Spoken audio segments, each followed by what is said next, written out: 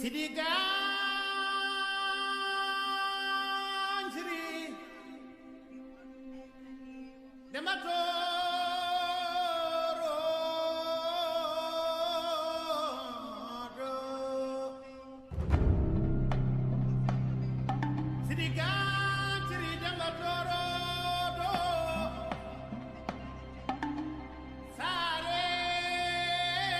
this eventful occasion, my colleagues and I are very happy to be the first members of the first African cabinet.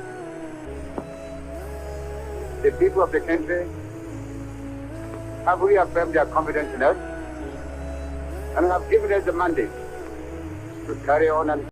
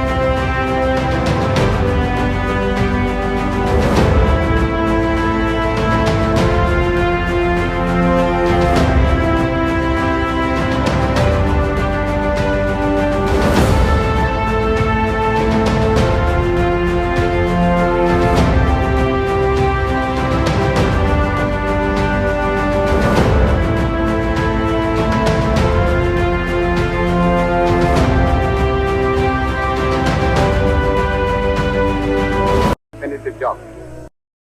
So today is 20th of September 2025. Did you know that tomorrow, Sunday, 21st September 2025, is the birthday of one prominent person, most important personality in Africa, Dr. Kwame Nkrumah? I guess you don't. So, in Ghana,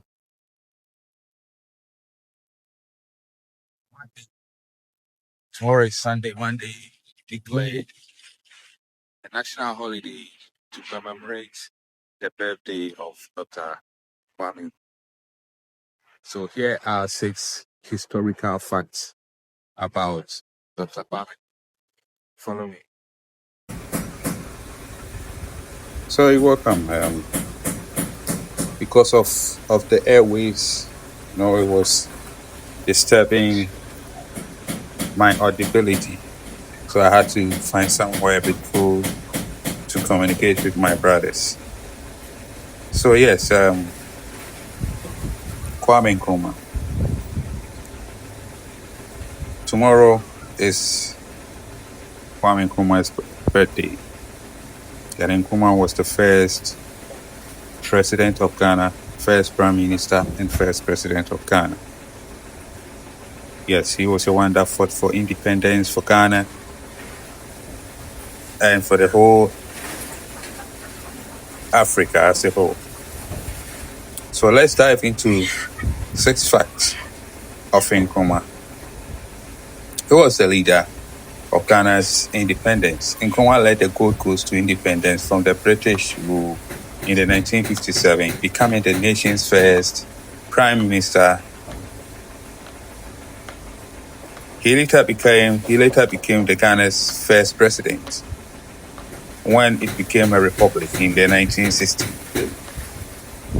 Number 2, he was a pioneer of Pan-Africanism. Nkrumah was a strong advocate for African unity and a founding member of the Organization of African Unity in the 1963, an organization dedicated to the liberation and unification of Africa. Number 3, he was social and also a nationalist leader. His administration promoted socialist policies, industrial development, and the expansion of national education system. He authored the book Neo-Colonialism, criticizing foreign economic exploitation of Africa. Establishment of one-party state. In the 1964, Nkrumah established Ghana as a one-party state. Further centralized power and earning himself the title of a life president. So Nkrumah was overthrown by a military coup in 1966, while Nkrumah was on a state visit to northern Vietnam. His government was overthrown by military coup d'etat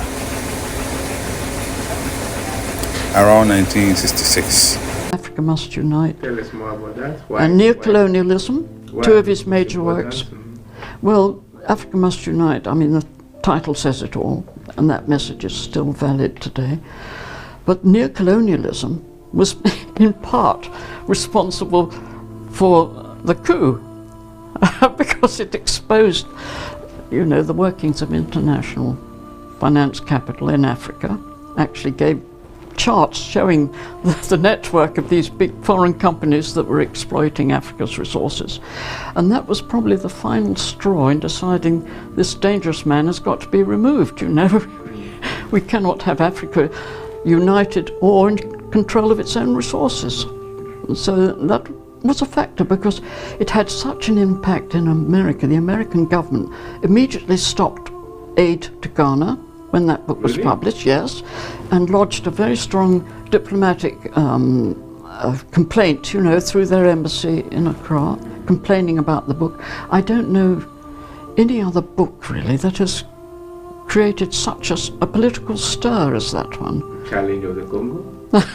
Well, that wasn't perceived as such a great threat. You see, it was concentrated on the Congo. It did expose Union Miniere, you know, and how the Belgian company had exploited the Congo's wealth. But this book was really dynamite. And but it was the final straw in a big build-up that had been going on for some time against his policies, and especially his Pan-Africanism, which was perceived as a great threat.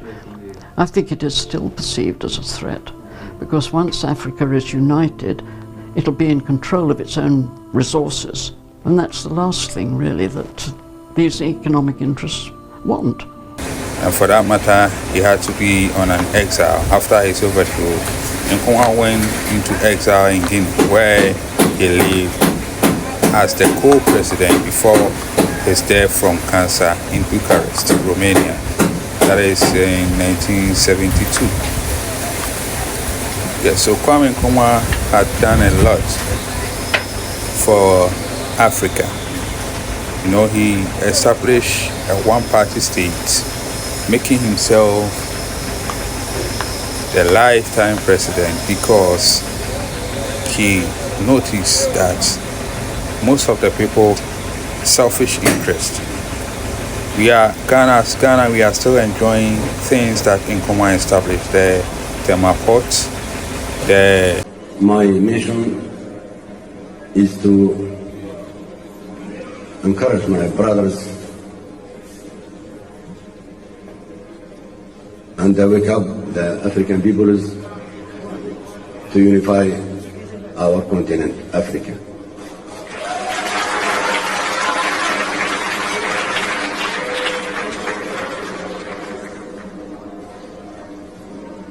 Since 1963, the hero of the African unity, Kwame Nkrumah,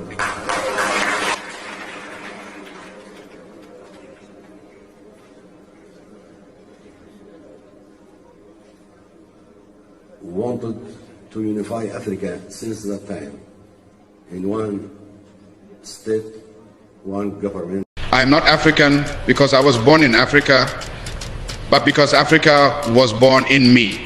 Action without thought is empty. Thought without action is blind. It is clear that we must find an African solution to our problems, and that this can only be found in African unity. Divided, we are weak. United, Africa will become one of the greatest forces for good in the world. Those who would judge us merely by the heights we have achieved would do well to remember the depths from which we started. Africa is a paradox which illustrates and highlights neo-colonialism.